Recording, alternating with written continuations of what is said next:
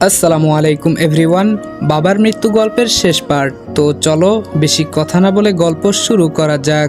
আম্মু আব্বুর কাছে এত বছর পর ফিরে আসতে চেয়েছিল শুনে বেশ চমকে গেলাম। রহস্য আরও জটিল হতে শুরু করলো। যাই হোক, পুরোটা জানা জরুরি।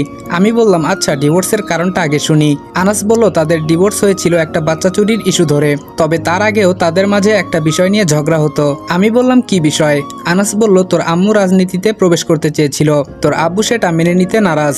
উনি কোনোভাবেই এটা অ্যাপ্রিসিয়েট করছিলেন না, সেটা নিয়ে প্রায়ই ঝগড়া হতো তাদের মাঝে। এক পর্যায়ে তোর আম্মু রাজনৈতিক নেশার মোহে পড়ে দুষ্টু একটা প্ল্যান বের করে, নিজের বাচ্চাকে নিজেই চুরি করে অন্য কারো কাছে বেচে দেয়, আর হসপিটাল থেকে অন্য আরেক মহিলার বাচ্চা চুরি করে। তোর আম্মু জানতো তোর আব্বু কোনোভাবেই মানবে না। এটা নিয়ে তাদের মাঝে আগের থেকে বেশি ঝগড়া হতে থাকলো। এক সময় সেটা ডিভোর্সে পরিণত হয়। তোর আম্মু চেয়েছিল সেটাই। তাদের ডিভোর্সের পর তোর আম্মুর পথের কাটা বলতে কিছুই থাকলো না, শুরু হয় তার রাজনৈতিক ক্যারিয়ার। আমি বললাম, রাজনৈতিক নেশা কত খারাপ চিন্তা করেছিস? আনাস বলল, ভালো মতো করতে পারলে রাজনীতিও খারাপ না, কিন্তু এভাবে রাজনীতিতে যোগ দেওয়া কোনো যুক্তিসঙ্গত কাজ না। আমি বললাম, আচ্ছা আম্মু আব্বুর কাছে দ্বিতীয়বার আসতে চেয়েছিল কেন, সেই ব্যাপারে কিছু উল্লেখ আছে? আনাস বলল, বেশি কিছু নেই, জাস্ট এটুকু উল্লেখ ছিল। এত বছর পর মার্জানা কি মনে করে আবার আমার ভাঙ্গার সংসারে আসতে চাচ্ছে সেটা এখনো আমার কাছে রহস্য। সকালবেলা মোবাইলের শোরুমে গেলাম, কিন্তু এই মডেলের সেটের ডিসপ্লে নাকি পাওয়া যেতে সময় লাগবে। আমার নাম্বার দিয়ে এসেছি, যদি পাওয়া যায় যেন ফোন করে। বলেছে 2-1 দিনের মধ্যে নতুন মাল আসবে। সকাল 10টার দিকে বাগানে ঘোরাঘুরি করছি। আব্বুর হাতের বাগান বেশ বড়ই। এক পর্যায়ে ক্লান্ত শরীর নিয়ে বসে পড়লাম একটা টুলের মাঝে। না, বাগানের মাঝে বসার মতো ভালো কোনো পরিবেশ সৃষ্টি করতে হবে, জায়গাটা মন্দ নয় বসার জন্য। হঠাৎ পেছন থেকে কে যেন আমার চোখ দুটো চেপে ধরলো। কে হতে পারে অনুমান করতে পারছি না। আমি জোর করে হাত দুটো ছাড়িয়ে নিলাম। পেছনে তাকিয়ে দেখি মেঘা একটু দূরে প্রমা দাঁড়িয়ে আছে। আমি বললাম, তুমি? মেঘা বলল, কেন, অন্য কেউ আসার কথা ছিল নাকি? আমি বললাম, তুমি আসবে সেটাও তো কথা ছিল না। মেঘা বলল, সারপ্রাইজ দিলাম। আমি বললাম, কলেজে না গিয়ে এখানে? মেঘা বলল, শুক্রবারেও কলেজ? আমি বললাম, আজকে শুক্রবার? মেঘা বলল, মনে হয়। আমি বললাম, বার কোন দিক দিয়ে আসে যায় একটুও মনে থাকে না। আচ্ছা আজকে শুক্রবার, তাহলে গতকাল আসার কি প্রয়োজন ছিল? মেঘা বলল, সকালে প্রাইভেট ছিল, আর প্রাইভেট পড়েই একদম এখানে। আমি বললাম, তোমার পিছনে গুপ্তচর দেখা যাচ্ছে। প্রমা বলল, এই আমাকে একদম গুপ্তচর বলবেন না। আমি বললাম, তাহলে জাসুস বলি? প্রমা বলল, বেশি হয়ে যাচ্ছে কিন্তু। আমি বললাম, ওয়েট, তোমার সায়েন্টিস্টকে আসতে বলি। প্রমা বলল, এই না না, আমার লজ্জা লাগে। আমি বললাম, ওরে বাবা, তাহলে ম্যাটার ক্লোজ। প্রমা বলল, না, আসতে বলেন। আমি বললাম, ভালো করে সিদ্ধান্ত নাও। প্রমা বলল, নিয়েছি। দুপুরে খাওয়া দাওয়া করে দুজন চলে গেল।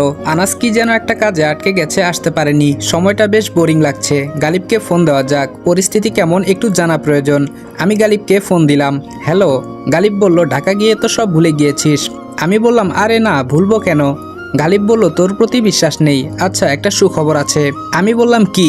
গালিব বলল, পরশুদিন ফুপি ঢাকায় যাবেন, সেদিন নাকি ফুপার মৃত্যুর 2 বছর পূর্ণ হবে। আমি বললাম, বাহ, এখন আলগা দরদি হয়েছেন, কার কাছে শুনলি? গালিব বলল, আরে এখন যে পিয়েটা আছে না, তার কাছে জেনেছি। আমি বললাম, ছোট মামির অবস্থা কেমন? গালিব বলল, ভালো না, আজকে সকালে সিঙ্গাপুরের উদ্দেশ্যে রওনা হয়েছে। আমি বললাম, তন্ময় কি করছে? গালিব বলল, সে আগের মতোই। আমি বললাম, পরশু কি তোর ফুপি একা আসবে?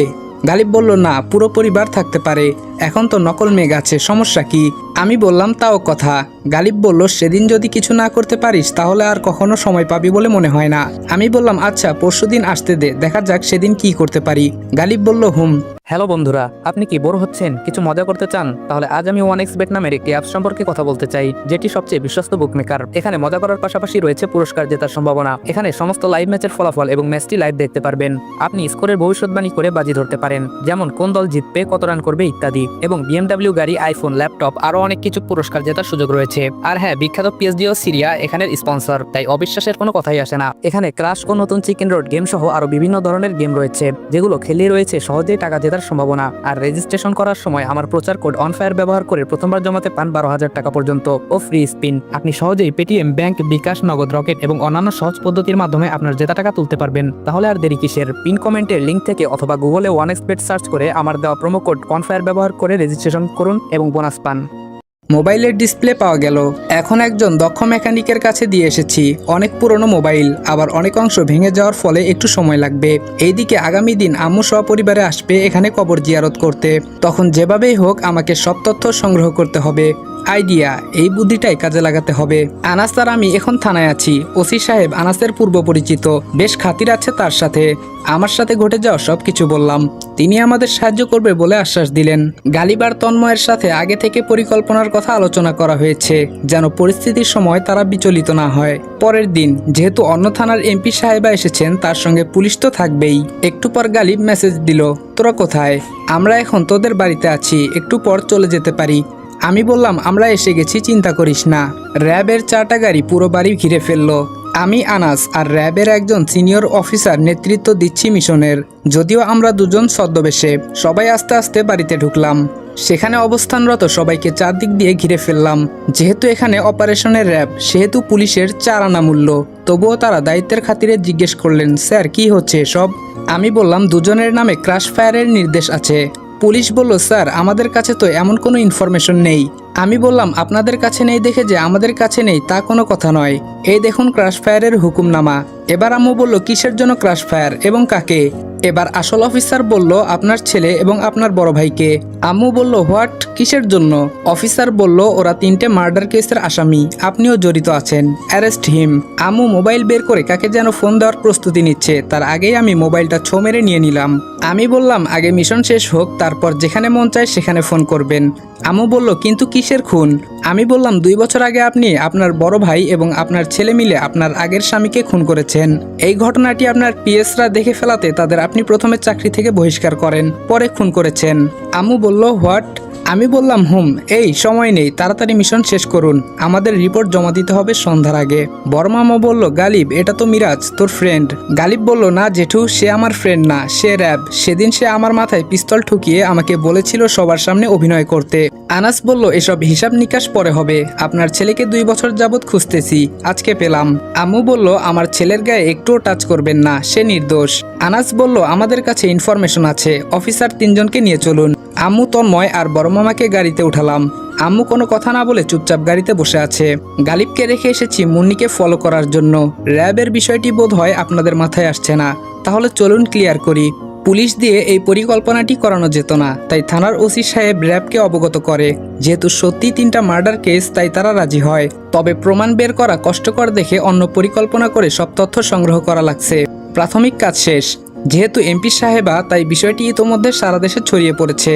অনেকে বিষয়টির পক্ষে গেছে, আবার অনেকে বিপক্ষে। যেহেতু র্যাবের সিনিয়র অফিসার সাথে আছেন, তাই কোনো চিন্তা নেই। একটা পরিত্যক্ত বিল্ডিং এর ভিতর তাদের নেওয়া হলো। ভিতরে ঢুকে মনে হলো এটাকে এই বাহিনী অনেকবার ব্যবহার করেছে, তাদের মিশনে এটা ব্যবহার করে হয়তো। আমি অফিসারকে পার্সোনালি ডেকে বললাম, স্যার আদালত থেকে তো কোনো নির্দেশ নেইনি, এখন কি হবে? অফিসার বলল, সমস্যা নেই, জর্জ সাহেবের সাথে কথা হয়েছে, তিনি বলেছেন প্রাথমিক অবস্থায় সন্দেহভাজন আটক করা যেতে পারে, সমস্যা নেই। চূড়ান্ত কিছু করার জন্য আদালতের নির্দেশের জন্য অপেক্ষা করতে বলা হয়েছে। আমি বললাম, স্যার আমার বেশি কিছু লাগবে না, শুধু সত্যি তথ্যগুলো বের করবেন আর আসল আসামিকে শাস্তি দিবেন, সেটা আমি চাই। অফিসার বলল, সমস্যা নেই, তোমার ঘটনাটি ইতোমধ্যে সারা দেশে ভাইরাল, সাধারণ জনতা এটিকে সাপোর্ট করছে। তবে রাজনৈতিক নেতারা একটু থমকে গেছে, সাধারণ মানুষের চাপে কিছু বলার সাহস পাচ্ছে না। আমি বললাম, স্যার আপনারা যে আমার জন্য এতটুকু করবেন আমি ভাবিনি। অফিসার বলল, আরে কি সব বলছেন, এটা আমাদের দায়িত্ব ছিল, আরও আগেই বিষয়টি খতিয়ে দেখা উচিত ছিল। শুধু আপনার বাবা নন, আরও 2টা পরিবার ভুক্তভোগী। আমরা ওদের পরিবারের ঠিকানা সংগ্রহ করেছি, 2 ঘন্টার ভিতরে সঠিক তথ্য আসবে। সোশ্যাল মিডিয়াগুলোতে তোলপাড় শুরু হয়ে গেছে। আমুর থানার লোকজন ইতোমধ্যে মানববন্ধন শুরু করেছে। তবে বাকি অঞ্চলের মানুষের মুখে ভিন্ন কথা। তারা মনে করছে পাপ তো পাপই, সে যেই হোক শাস্তির যোগ্য। আদালত থেকে জরুরিভাবে নির্দেশ আসলো মামলাটি অতি দ্রুত শেষ করার জন্য, সেটির অপেক্ষায় ছিলাম। তন্ময়ের কপাল বরাবর পিস্তল ধরলাম, শেষ ইচ্ছা আছে কোনো? তন্ময় বলল, আছে। আমি বললাম, কি? তন্ময় বলল, আমার আম্মুকে ছেড়ে দিন, উনি নির্দোষ। আমি বললাম, তাহলে স্বীকার করছো তুমি 3টে খুন করেছো? তন্ময় বলল, আম্মু চেঁচিয়ে বলল, অফিসার ও মিথ্যে বলছে, ও খুন করেনি, আমার ভাই আর ছেলেকে ছেড়ে দিন। আমি বললাম, তাহলে আপনি করেছেন খুন? আম্মু বলল, পুরো কাহিনীটা শুনুন, তারপর আপনারা যদি মনে করেন আমি দোষী তাহলে শাস্তি আমাকে দিবেন, আমার সন্তানের গায়ে একটু স্পর্শ করবেন না। আমি বললাম, সময় কম, যা বলার শর্টকাট করে বলুন। আম্মু বলল, আমি আমার হাজবেন্ডের সাথে ডিভোর্স নিয়েছি, তার মানে এটা নয় যে আমি তাকে ভালোবাসতাম না। আমাদের মাঝে ছিল প্রচণ্ড মিল। আজও আমি তাকে সেই নববিবাহের সময়ের মতো দেখি। মানুষের মনে কত রকম বাসনা মাঝে মাঝে সৃষ্টি হয়। আমার মনেও একদিন বাসনা জাগে আমি রাজনীতিবিদ হব। আমার পড়াশোনাও ছিল, কিন্তু মেঘের আব্বু কোনোভাবেই মেনে নিচ্ছিল না। এটা নিয়ে দুজনের মাঝে প্রায় ঝগড়া হতো। এক সময় আমার দ্বিতীয় সন্তান আসে পৃথিবীতে। আমি উপায়ান্তর না দেখে মনে মনে একটু কঠিন সিদ্ধান্ত নেই। রাজনৈতিক নেশা যে মানুষকে এতটা মাতাল করে সেটা ধারণা ছিল না। আমি আমার সন্তানকে এক বন্ধা প্রবাসীর কাছে দিয়ে দেই। সবাই মনে করে আমার বাচ্চা চুরি হয়েছে। তারপর হসপিটাল থেকে অন্য আরেকটা বাচ্চা চুরি করি। মেঘের আব্বু বিষয়টি মানতে নারাজ। তার কথা, আমার বাচ্চা চুরি হয়েছে হয়তো, আমাদের কপালে সে ছিল না, তাই বলে অন্য মায়ের কোল খালি করব কেন? এটা নিয়ে শুরু হয় দুজনের মাঝে ঝগড়া। এক পর্যায়ে নিজেই বলি আমাদের ডিভোর্স চাই। মেঘের আব্বু সেটাতেও রাজি নন। সে আমাকে অনেক বুঝিয়েছে। রাজনীতিতে যোগদান করতেও সে অনুমোদন দিয়েছে। তখন ভাবলাম এক সময় না এক সময় সে মত উল্টাবেই। নিজের মতো করে নিজের জীবন গঠন করি, সেটাই বেটার। চুরি করা বাচ্চাটার ডিভোর্স পেপার নিয়ে চলে আসলাম বাবার বাড়িতে। সবাই জানতো আমাদের দাম্পত্য জীবন সুখী নয়, তাই আমার বাবার বাড়ির কেউ কিছু বলেনি। তখন নিজের মতো করে চলতে শুরু করলাম নিজের জীবনের তৃতীয় অধ্যায়। আমরা সবাই একপাশে দাঁড়িয়ে শুনে যাচ্ছি কি বলছে। অফিসার দীর্ঘ নিঃশ্বাস ছেড়ে বললেন, মেঘের আব্বুকে খুন করেছিলেন কেন? আম্মু বলল, আমাদের সন্তানের কসম, আমি মেঘের আব্বুকে কিছু করিনি। অফিসার বলল, কে করেছে? আম্মু বলল, সেটাও জানি না। অফিসার বলল, দেখুন, আপনি এখন রানিং মাননীয় সংসদ সদস্য। আপনার প্রতি শ্রদ্ধা রেখেই বলছি, সব সত্যি প্রকাশ করুন। আম্মু বলল, সত্যি বলছি, আমি কিছু জানি না। আমার সন্তান অনেক বছর পর বিদেশ থেকে ফিরেছে, সে এসবের কিছু জানে না। আর আমার ভাই, সে কেন এমন করবে? তার তো কোনো প্রশ্নই উঠে না। অফিসার বলল, মানছি আপনার কথা। তাহলে এতগুলো বছর পর কেন আপনি আসাদুজ্জামান সাহেবের বাড়ি পরপর বেশ কয়েকবার এসেছিলেন? এবং যেদিন আসাদুজ্জামান সাহেবের মৃত্যু হয় সেদিন সকালেও মানুষজন আপনাকে ওই বাড়ির আশেপাশে দেখেছে। এর কোনো উত্তর আছে কি আপনার কাছে? খুনের ঠিক 2 দিন পর আপনার সিকিউরিটি এবং পার্সোনাল অ্যাসিস্ট্যান্টকে কাছ থেকে বহিষ্কার করেন। তার পরের দিন মহিলাটি মারা যায় এবং পরে পুরুষটিও মারা যায়। বলুন, এই প্রশ্নগুলোর উত্তর কি? আম্মু কিছু বলার আগেই অফিসারের ফোন আসে। গুরুত্বপূর্ণ ফোন দেখে মোবাইল নিয়ে বাইরে চলে যায়। আমি আর আনাসও একটু আড়ালে চলে গেলাম। আনাস বলল, আমার কি মনে হচ্ছে জানিস? আমি বললাম, কি মনে হয়? আনাস বলল, তোর আম্মু নির্দোষ। আমি বললাম, তাই মনে হচ্ছে, এখানে তৃতীয় পক্ষ আছে। আনাস বলল, তারপরেও কিভাবে বলবি? উনি রাজনীতি করে, যে কোনোভাবে সবাইকে বোকা বানানোর চেষ্টা করবে। আমি বললাম, কি জানি, তবে তার মুখোশ আমি উন্মুক্ত করবই। আনাস বলল, সোশ্যাল মিডিয়াতে যা চলছে ঘটনাটি নিয়ে মনে হচ্ছে তোর আম্মুর রাজনৈতিক ক্যারিয়ার শেষ। আমি বললাম, আমি চেয়েছিলাম এটাই, যে রাজনৈতিক ক্যারিয়ারের কারণে সুন্দর একটা সংসার সে টুকরো টুকরো করে ভেঙেছে, সে রাজনৈতিক ক্যারিয়ারও আজ চূর্ণ বিচূর্ণ করে ভাঙছে। সবে মাত্র শুরু, আরও শাস্তি বাকি আছে। সে যদি দোষী নাও হয় তবুও তাকে শাস্তি পেতে হবে। লামিয়াকে সে মাতৃ অধিকার থেকে বঞ্চিত করে মেয়েটাকে অনেক কষ্ট দিয়েছে, একটা মায়ের বুক খালি করেছে। আমার বোনকে কার হাতে যেন তুলে দিয়েছে, কে জানে সে কেমন আছে। ওনার কারণে সারাটা জীবন আব্বুকে ইগনোর করেছি। আমার কথা না হয় বাদই দিলাম, মন চাচ্ছে এখনই ক্রাশ ফায়ার করি। আনাস বলল, উত্তেজিত হয়ে কিছু করা যাবে না, প্ল্যান মতো কাজ করতে হবে। এমনও হতে পারে ঘটনাটি তৃতীয় কেউ ঘটাচ্ছে, সে সবার অগোচরে রয়ে গেছে। আমি বললাম, ধুর, এখানে তৃতীয় পক্ষ আসবে আকাশ থেকে নাকি? আনাস বলল, চোখে দেখা জিনিসও অনেক সময় ভুল হয়। গাজীপুর মহাসড়কের একটা পাবলিক বাস থেকে মুন্নি আর তার হাজব্যান্ডকে আটক করেছে র্যাব। কেননা মহিলাটির মোবাইলের গুগল ড্রাইভে যে ভিডিওটি ছিল তা মুন্নি আর তার হাজব্যান্ডের। 5 জনকে একসঙ্গে জিজ্ঞাসাবাদ করা হবে এখন। আমি আর আনাস সাইডে দাঁড়িয়ে আছি, অফিসারের উপর দায়িত্বটি ছেড়ে দিয়েছি। ভিডিওটি একটা ল্যাপটপে তাদের সামনে ওপেন করা হয়। দুজনেই হন্তদন্ত করে আমাদের বাড়ি থেকে বের হচ্ছিল আর ঘন ঘন আশেপাশে তাকাচ্ছিল। এক পর্যায়ে তাদের দৃষ্টি ক্যামেরা বরাবর হয়, সেখানেই ভিডিওর সমাপ্তি। অফিসার মুন্নির দিকে এগিয়ে গিয়ে বলে, ওই বাড়িতে তুমি গিয়েছিলে কেন? মুন্নি বলল, ফুপি নিয়ে গিয়েছিল। আম্মু চেঁচিয়ে বলল, আমি তো তোকে আবার আমার সাথে নিয়ে এসেছিলাম। আমি তাদের দিকে এগিয়ে গিয়ে বললাম, ওয়েট, আপনি বলুন ওনাকে কেন আপনার সাথে ওই বাড়িতে নিয়ে গিয়েছিলেন, এবং আপনিই বা এত বছর পর কেন গিয়েছিলেন? আম্মু এবার বিষণ্ণ মনে বলল, এতগুলো বছর পর নিজের মনে অনুতপ্ত জাগে। আমার মনে হচ্ছিল আমি পৃথিবীর সব থেকে বড় ভুল করেছি। যদিও মেঘের জন্য সব সময় মন খারাপ থাকতো। আমার ভুলের জন্য মেঘ ছোটবেলা থেকেই কারো ভালোবাসা আদর স্নেহ পায়নি। রাজনৈতিক নেশায় আমি তখন সেগুলো দেখার সময় পাইনি। আমি অন্ধ হয়েছিলাম। আমার মনে অনুশোচনা আসতে আসতেই সময় পেরিয়ে যায়। মেঘ কোথায় যেন চলে যায়। ওর বাবাও আমাকে কোনোদিন ওর ঠিকানা দেয়নি। আমি প্রায় 10 বার মেঘের আব্বুর কাছে আমার ভুলের ক্ষমা চাইতে গিয়েছিলাম, কিন্তু তিনি তার সিদ্ধান্তে অনড় ছিলেন, প্রতিবার আমাকে ফিরিয়ে দিয়েছিলেন। তবুও বেহায়া হয়ে যেতাম। শেষবার যখন ঢাকায় আসি তখন আমার সঙ্গে পিএ আর পিএস ছিল, সাথে মুন্নিও ছিল। সেদিন মেঘের আব্বু রাজি হয় আমাকে আবার মেনে নিবে। আমি সেদিন কতটা খুশি হয়েছিলাম বলে বোঝাতে পারবো না। মুন্নিকে সাথে নিয়ে খুলনার উদ্দেশ্যে রওনা হই। ইচ্ছে ছিল রাজনীতি সব ছেড়ে দিব, আগের মতো হয়ে যাব। পথিমধ্যে মুন্নি বলে সে নাকি তার হাজবেন্ডের সাথে দেখা করবে আর কিছুদিন থাকবে ঢাকায়। আমিও নিষেধ করিনি। মুন্নিকে নামিয়ে দিয়ে আমি চলে আসলাম খুলনায়। বিকেলের দিকে খবর আসে আসাদুজ্জামান আর নেই। কথাটা বলতে গিয়ে আম্মু অঝরে কেঁদে ফেলে। তখন আর যেতে পারিনি, তার আগেই মাটি দিয়ে দেয়। আমি বললাম আপনার কাছে পরে আসছি। মুন্নি ম্যাডাম আপনি বলেন হাজবেন্ড সহ কেন ওই বাড়িতে গিয়েছিলেন?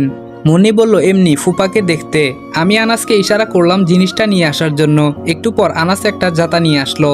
আমি মুন্নির হাতের একটা আঙ্গুল জাতাতে রেখে চাপ দিব ভাব। আমি বললাম সত্যি কথা বল, না হয় কিন্তু তোর সামনে তোর হাজবেন্ড আর তোর বাবাকে ক্রস ফায়ার করব। মুন্নি বলল আমি কিছু জানি না। এবার হালকা চাপ দিলাম, আঙ্গুলের একটু অংশ কেটে গেছে। মুন্নি বলল বলছি। আমি বললাম তাড়াতাড়ি বল, সময় নেই। মুন্নি বলল ফুপির বিশাল সম্পত্তির উপর আমার বড় নেশা ছিল। ফুপির তেমন কেউ ছিল না সম্পত্তির ভাগ নেওয়ার জন্য, তাই অনেক বছর নিশ্চিন্ত ছিলাম। হঠাৎ লক্ষ্য করলাম ফুপু আবার ঢাকায় যাওয়া আসা শুরু করেছে। আমাকে নিয়েও বেশ কয়েকবার গিয়েছে। আমার মনে ভয় ছিল ফুপা আবার কখন ফুপুর এমন প্রস্তাবে হ্যাঁ বলে বসে। উনি হ্যাঁ বললেই ফুপুর সব সম্পত্তি হাতছাড়া হয়ে যেত। তখন ফুপাও ভাগ বসাতো, সাথে মেঘও আসতো। লাস্ট যেদিন আমাকে নিয়ে ফুপি ঢাকায় যায় সেদিনের ঘটনা। ফুপা আর ফুপির কথা আমি বরাবরের ন্যায় সেদিনও আড়াল থেকে শুনেছি। ফুপা রাজি হয় ফুপিকে আবার স্ত্রী হিসেবে মেনে নিতে। নতুন বিয়ের ডেটও ফিক্সড হয়। আমি সেদিন বুদ্ধি করি ফুপাকে মেরে ফেলবো। ওনার বাড়ির কাজের লোকটাও সেদিন ছুটিতে ছিল। এটাই ছিল মোক্ষম সুযোগ। আমি আমার হাজবেন্ডকে নিয়ে আবার ফুপার বাড়িতে আসি। ফুপা বিছানায় শুয়েছিলেন। দুজন মিলে মুখে বালিশ চেপে ফুপাকে মেরে ফেলি। ফুপা রোগাক্রান্ত লোক ছিলেন, তাই দুজনের শক্তির কাছে পেরে ওঠেনি। বাড়ির বাহির হয়ে দেখলাম ফুপির পিয়ে মহিলাটি ভিডিও করছে। সে এখানে আসলো কি করে মাথায় আসেনি। আম্মু বলল ও হ্যাঁ, মুনি নেমে যাওয়ার একটু পরই পিয়ে বলে আমার ঢাকায় কাজ আছে, আমি সন্ধ্যায় পৌঁছে যাব। তখন মন ভালো ছিল না, তাই না করিনি। আমি বললাম মুন্নি বেগম আপনি বলেন তারপর কি করেছেন। মুন্নি বলল সেখানে ঝামেলা না বাদিয়ে মহিলাটিকে বিশাল অঙ্কের টাকার লোভ দেখাই। সে বিষয়টি গোপন রাখেনি। সে আবার ফুপির পিএস এর কাছে বলে দেয়। দুজন মিলে আরো বেশি টাকা দাবি করে। তখন মনে মনে আরেকটা দুষ্টু বুদ্ধি বের করলাম। দুজনকে একটা নির্দিষ্ট জায়গায় থাকতে বলি, একটা রুমের ভিতর আর কি। আমি তাদের বলেছি আমি টাকা নিয়ে আসতেছি। দুজন আমার কথা মতো পরিত্যক্ত একটা রুমে বসেছিল। আমি বাহির থেকে দরজা লক করে দিয়ে শুধু ফুপিকে ডেকে আনলাম। সবাইকে জানানো যাবে না। দরজা খুলে দুজনকেই এক রুমে দেখা গেল। ফুপি সেদিন দুজনকে চাকরি থেকে বের করে দেয়। যেহেতু মান সম্মানের ব্যাপার, তাই কারো কাছে প্রকাশ করতে নিষেধ করি। তারপরেও মহিলাটিকে মিথ্যা আশ্বাস দিলাম যে টাকা দিব। সে রাজি হয়। আর এই দিক দিয়ে পুরুষটাকে বুঝালাম অন্যভাবে। বললাম মহিলাটিকে মেরে ফেলে সব টাকা তুমি একা পাবে। টাকার লোভ হচ্ছে বড় লোভ। সে আমার কথা মতো মহিলাটিকে নিখুঁতভাবে মেরে ফেলে। তারপরের দিন আমি অন্য লোক ভাড়া করে পুরুষটিকে মেরে আত্মহত্যা বলে চালিয়ে দেই। কিন্তু মোবাইলের ভিডিওটা আমি উদ্ধার করতে পারিনি। তাছাড়া কার কাছে ছিল সেটাও জানতাম না, তাই ভূতের গল্প সাজাই। যেহেতু গ্রামের মানুষ ছিল, অল্পতেই বিশ্বাস করে। দুই পরিবারই ভয়ে অন্যত্র চলে যায়। অনেকদিন খোঁজাখুঁজির পর মহিলাটির মোবাইলটা পাওয়া গেল, কিন্তু ভিডিওটি পাওয়া গেল না। কে জানতো সে গুগল ড্রাইভে রেখেছিল। মোবাইলটি তখন দেয়ালের মাঝে ছুঁড়ে মারি, যেন কেউ ভবিষ্যতে এটাকে ব্যবহার করতে না পারে। সেদিন হয়তো ভালোভাবে ভাঙা হয়নি। উপস্থিত সবাই হতভম্ব হয়ে আছি। এই মেয়ে এত কিছু করলো। আমি সেখান থেকে উঠে তন্ময় আর মামার বাঁধন খুলে দিলাম। দুজনকে টোপ হিসেবে রেখেছিলাম। জানতাম এদের ক্রাশ ফায়ার করার কথা বললে আম্মু সব সত্যি কথা বলবে। আমি বললাম মিস মারজানা বেগম আপনার শাস্তি কি জানেন? আম্মু চুপ করে রইল। আমি বললাম বাচ্চা চুরির অপরাধে তো জেলে যাবেন, তার থেকেও বড় শাস্তি হবে নিজের সন্তানকে আপনি এত কাছে পেয়েও স্পর্শ করতে পারবেন না। ও আপনার সন্তান নয়, সে হচ্ছে আপনার চুরি করা সন্তানের ভাই। আমি ছিলাম সেই হতভাগা যার মা তাকে আজও চিনতে পারেনি। আম্মু চোখ বড় বড় করে তাকিয়ে আছে আমার দিকে। আমি বললাম আর তাকিয়ে থেকে লাভ নেই, আপনার শাস্তি এটাই। বাবা আপনাকে ক্ষমা করলেও আমি কোনোদিন করব না। র্যাবের একজন সদস্যের সাথে একটা তরুণ মেয়ে প্রবেশ করলো। ওর চেহারা আমার চেহারার মতোই। আমি অনেকটা আটকে উঠলাম। আমার বোন তরি নয় তো? আমি কিছু বলার আগেই মেয়েটি আমার পাশে এসে বলল, ভাইয়া এই মহিলাটির শাস্তি আমি নিজ হাতে দিব। ওনাকে সারা জীবন সন্তানহীন থাকতে হবে। আমি বললাম তুই তরি? তরি বলল হুম। সারা দেশে এই খবরটি ভাইরাল হওয়ার পর আমাকে যিনি এতটা বছর সন্তানের মতো দেখেছে তিনি আমাকে সব বলেছে। আমি সোজা র্যাবের অফিসে যাই। তাদের একজন আমাকে নিয়ে আসে। আমি বললাম তোর শাস্তির উপরে আর কোনো শাস্তি হতে পারে না। অফিসার কি বলে যে আপনাকে ধন্যবাদ দিব? প্লিজ ওনাদের সামনে থেকে নিয়ে যান। আর আমি আমার বাবার খুনের দৃষ্টান্তমূলক শাস্তির দাবি করছি। অফিসার বলল শাস্তি আপনার সামনেই হবে। অফিসার বেশি দেরি না করে মুন্নি আর তার হাজবেন্ডের উপর এলোপাথারি গুলি ছুটতে থাকে। বড় মামা কিছু না বলে সোজা হয়ে দাঁড়িয়ে আছে, কিছু বলার নেই। এই সন্তানের জন্য কান্না করলেও বাবা জাতিকে অসম্মান করা হবে। বেশ কিছুদিন পর মেঘা কান্না করছে আমার সামনে বসে। আমি ডিরেক্ট না করে দিয়েছি তাকে, আমি তাকে বিয়ে করব না। ওর মুখে যা এসেছে তাই বলে কাঁদতে কাঁদতে চলে গেছে। বিয়ের দিন বুড়ো হাজবেন্ড আর মেঘা একটু দূরে দূরে বসে আছে। কাজী সাহেব এসেছে বিয়ের কাজ শেষ করবে। আমি গালিব আনাস দাঁড়িয়ে আছি একটু দূরে। ও হ্যাঁ, আনাস আর প্রমার মধ্যে ইতোমধ্যে প্রেম হয়ে গেছে। আমি বলতে হয়নি, প্রমা নিজেই প্রপোজ করেছিল। বিয়ের কাজ শুরু হবে এমন সময় থানার এসআই সাহেব আসলো, সাথে একজন মহিলা। এসেই তো তোলপাড় কাণ্ড। মহিলাটি বুড়োর কলার চেপে ধরে বলল, আমাকে রেখে আরেকটা বিয়ে করা হচ্ছে? বুড়ো বলল, কে আপনি? পুরো বাড়িতে হইচই পড়ে গেল। এত ভিড়ের মাঝে আমি মেঘার হাতটি ধরে একটু সাইডে নিয়ে আসলাম। মেঘা বলল, তুই এখানে এসেছিস কেন? আমি বললাম, বিয়ের শুভেচ্ছা জানাতে ভুলে গিয়েছিলাম। মেঘা বলল, শুভেচ্ছা জানানো হলে চোখের সামনে থেকে বিদায় হ। আমি বললাম, হব, তবে একা নয়, প্রেয়সীকে সঙ্গে নিয়ে। মেঘা বলল, তোর সাথে গেলে তো তুই একটা চিটার। আমি বললাম, এত প্ল্যান করলাম তারপরেও আমি চিটার? মেঘা বলল, তার মানে পেঁচটা তুই লাগিয়েছিস? আমি বললাম, আমার মাথায় এত বুদ্ধি নেই, আমার সারা শরীরে শুধু বদমেজাজ। এই বুদ্ধি হিটলার আনাসের। চলো বেশি কথা না বলে, সময় নেই। মেঘা বলল, আর কখনো ছেড়ে যাবি না তো? আমি বললাম, আমি আগে কখনো ছাড়িনি, ছাড়বও না। মেঘা বলল, একটা শর্তে তোর সাথে যাব। আমি বললাম, আবার কি? মেঘা বলল, আমার শাশুড়ি আম্মাকে জেল থেকে বের করে আমাদের সাথে রাখতে হবে। আমি বললাম, ওনার পাপের শাস্তি অন্তত পেতে দাও। মেঘা বলল, তাহলে যেদিন ওনার শাস্তি শেষ হবে আমি সেদিন যাব। আমি বললাম, ওফ, আচ্ছা ঠিক আছে, চলো। 6 মাস পর বিকেলবেলা বাগানে বসেছিলাম, হঠাৎ আকাশে মেঘ জমতে শুরু করলো। একটু পরেই শুরু হলো মুষলধারে বৃষ্টি। আমি দৌড়ে বাড়িতে গেলাম। সারা বাড়ি খুঁজে মেঘাকে কোথাও পেলাম না। দৌড়ে ছাদে গিয়ে দেখলাম সে দুহাত প্রসারিত করে বৃষ্টির পানি স্পর্শ করছে। হঠাৎ মনে হলো সেদিনের স্বপ্নের কথা। আনাস এই স্বপ্নের ব্যাখ্যা দেশ বিদেশের অনেক অভিজ্ঞ জ্ঞানীদের মতামত নিয়ে বের করেছিল। মেঘ, মেঘা ও আকাশের মেঘ তিনটা যেদিন প্রথম একসাথে হবে সেদিন হবে মেঘ মিলন। তার স্মৃতিস্বরূপ হয়তো কোনো খুশির সংবাদ আসবে, না হয় কোনো দুঃখের সংবাদ আসবে। আমি এই ব্যাখ্যাটি মানিনি, তবুও বাড়ির ছাদের দেয়াল ভেঙে নতুন করে মেরামত করেছি, 8 ফিট উঁচু করেছি। আমার মনে হচ্ছে সেদিনের স্বপ্নটা বাস্তব দেখছি। কেন যেন মনে হচ্ছে আমার দক্ষিণ পাশের দেয়ালটা ভাঙা। মানুষ যখন কোনো কিছু নিয়ে বেশি চিন্তা করে সেটা তার মাঝে মাঝে বাস্তব মনে হয়। মেঘাকে দেখলাম উপরের দিকে তাকিয়ে 2 হাত প্রসারিত করে ছাদের সেই ভাঙা অংশের দিকে যাচ্ছে। আমি মেঘা বলে দৌড়ে গেলাম তার কাছে। সে আবার আমাকে আসতে দেখে ভাঙা অংশের দিকে দৌড় দিল। আমি মেঘা বলে চিৎকার দিয়ে আবার ঘুম থেকে উঠলাম। আমার চিৎকার শুনে মেঘাও হন্তদন্ত করে উঠে লাইট জ্বালালো। আমি এক বোতল পানি ঢকঢক করে খেয়ে ফেললাম। বোতলটা ছুঁড়ে মেরে মেঘাকে জাপটে ধরলাম। আমার পুরো শরীর কাঁপছে ভয়ে। মেঘার পুরো শরীরে স্পর্শ করছি। হ্যাঁ, এটাই তো আমার মেঘা। মেঘা বলল, কি হয়েছে? আমি বললাম, আমার মাথা ছুঁয়ে ওয়াদা করো। মেঘা বলল, কিসের? আমি বললাম, জীবনে কোনোদিন বৃষ্টিতে ভিজবে না। মেঘা বলল, কেন? আমি মেঘাকে সব বললাম। মেঘা বলল, ঠিক আছে পাগল, কখনো বৃষ্টিতে ভিজতে ছাদে যাব না। আমি বললাম, কোথাও গিয়েও ভিজবে না। মেঘা বলল, ঠিক আছে, এখন এদিকে আসো, আমি ঘুম পাড়িয়ে দিচ্ছি। আমি বাধ্য ছেলের মতো মেঘার বুকে মাথা রেখে ঘুমিয়ে যাওয়ার প্রস্তুতি নিচ্ছি। মেঘা বলল, এই শুনছো? আমি বললাম, কি? মেঘা বলল, বাহিরে বৃষ্টি হচ্ছে। সত্যি সত্যি বাহিরে বৃষ্টি হচ্ছে। আমি মেঘাকে শক্ত করে আমার বুকের সাথে মিশিয়ে ধরলাম। মেঘা বলল, আরে আমি যাব না তো কোথাও। আমি বললাম, বিশ্বাস করতে পারছি না। মেঘা বলল, মেঘ আর মেঘা যদি মেঘ মিলন ভয় পায় তাহলে বাকিরা কি করবে? আমি বললাম, বেশি কথা বললে এখন কিন্তু বেঁধে রাখবো।